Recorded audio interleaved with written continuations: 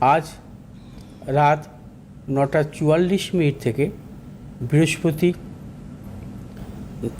Transit করবে, অর্থাৎ বৃহস্পতির এই ট্রানজিটের ফলে বৃষ রাশি, কারণ বৃহস্পতি ট্রানজিট হবে মিথুন রাশিতে, বৃষ রাশির দ্বিতীয় ভাব হচ্ছে মিথুন রাশি, অর্থাৎ বৃষ রাশির জাতক জাতিকাদের ক্ষেত্রে অত্যন্ত শুভ।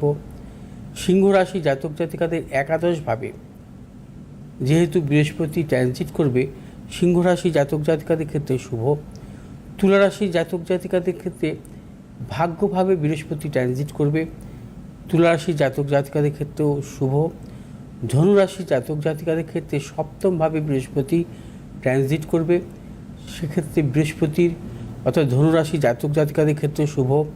কুম্ভ রাশি জাতক জাতিকাদের ক্ষেত্রে বৃহস্পতি পঞ্চমভাবে ট্রানজিট করবে, অর্থাৎ কুম্ভ রাশি জাতক জাতিকাদের ক্ষেত্রেও বিশেষভাবে শুভ ফল পাবেন আগামী 1 বছর।